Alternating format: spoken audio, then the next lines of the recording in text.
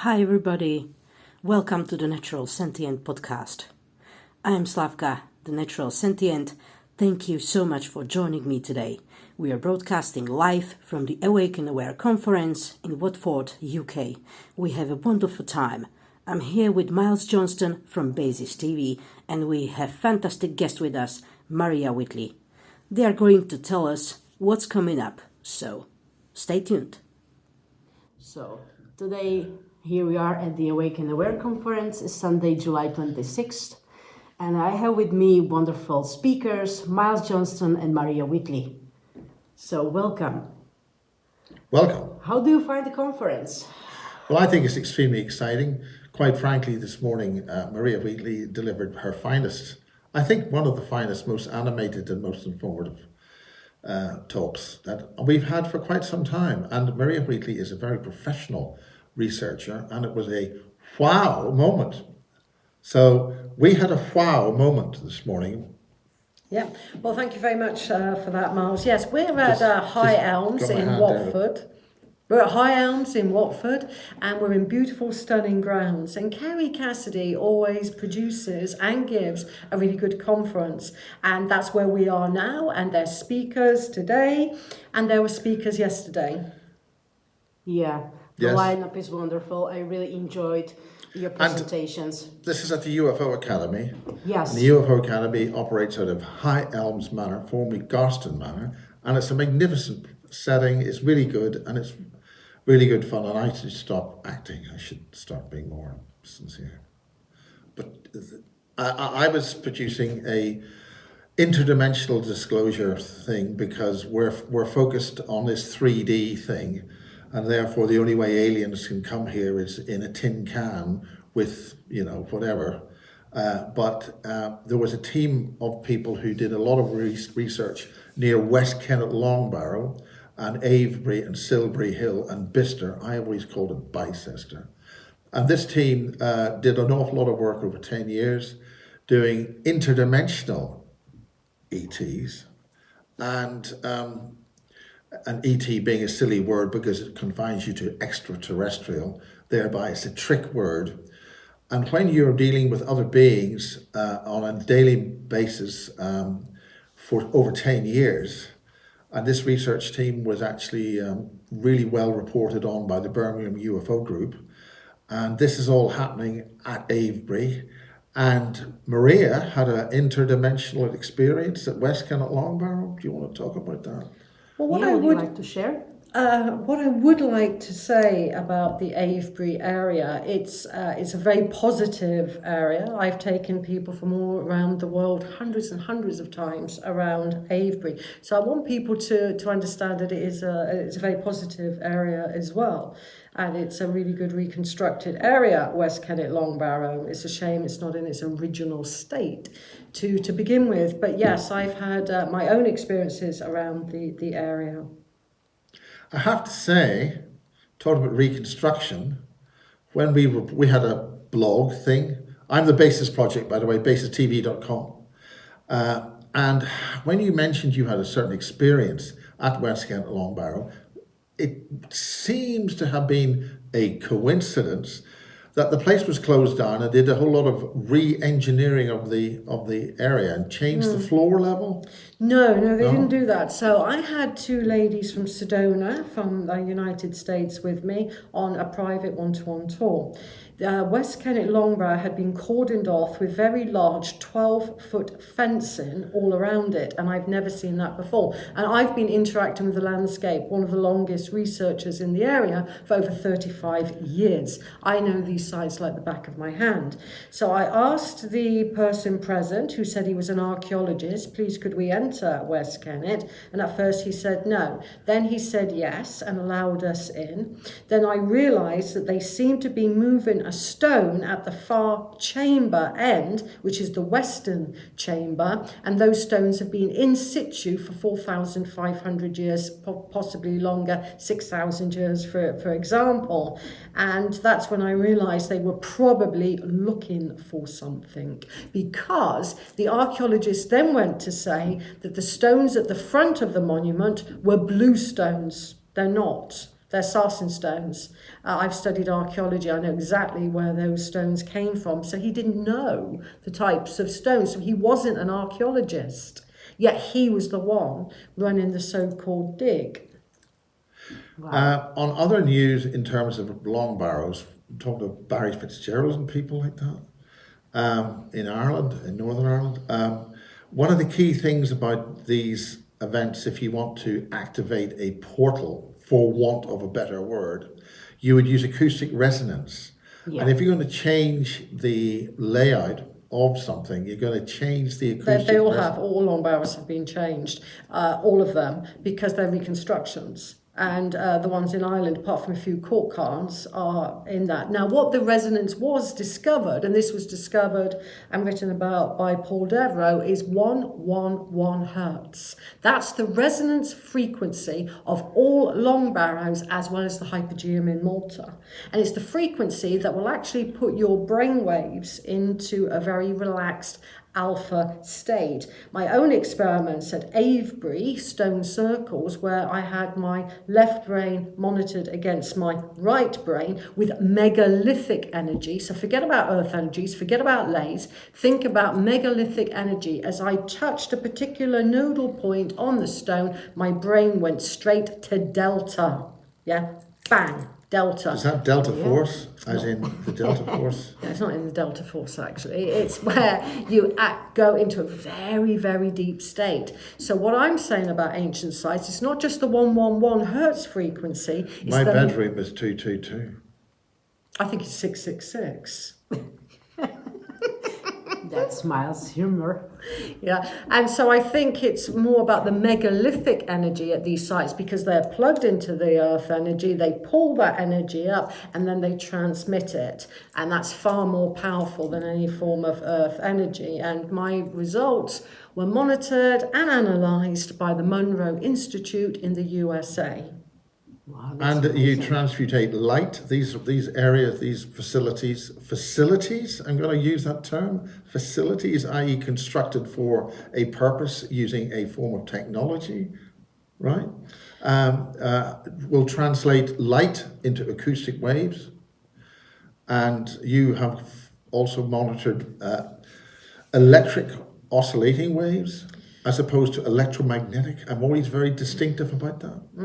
I think, we're only just beginning to understand what our ancestors did. And when we look back to the Neolithic period of long barrows, court tombs in Ireland, for example, cairns in Scotland, then we're looking at the long-skulled people. They're the Neolithic. When we look to the round barrows and some of the stone circles, we're looking to completely different civilization, which is the Bronze Age beaker culture. So we need to think about our ancestors. Who were they? What were they doing? And what were they building? And that's where I come in. I know exactly which part of history that is. And recently I've been exploring the long skull even more and have quite a few revelations I will be probably talking about. And you have a book about that? Yes, I've got the Secret history. the secret history of Stonehenge and the elongated skulls of Stonehenge, which is my essay about one Neolithic woman of that era. But what Miles focuses on, I'm kind of the ancient sites. She looks very good for her age. I mean, she's Yeah, a cracker. you're more into Germancy. A long time ago, 1990s, somebody contacted me and saying that my father, this person's father, had been in MI6 or the Secret Intelligence Service. At the close of World War II in Europe, they picked up some information that there were laboratories that the Germans were working on changing humans into something else. And all of that technology was essentially taken over to this country. Project Paperclip has a lot of clips in it, let's put it that way.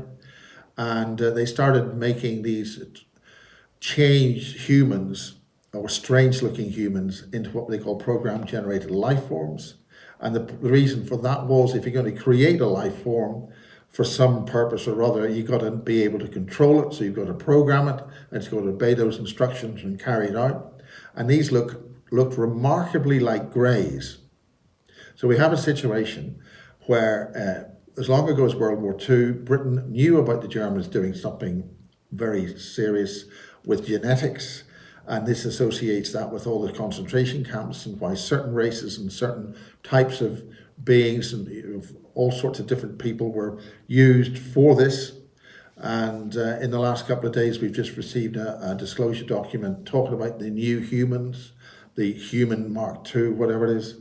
So the point is that we've been dealing with all of this deep underground and also in plain sight, right across the bases in this country. And this plugs into a much wider, older network of control and systems and technologies which all interact with the ancient world and with the present world, and it's interdimensional. So it's not restricted to 3D. It's if you have 3D and 4D and 5D and 6 or 7D, the three-dimensional distance thing is irrelevant.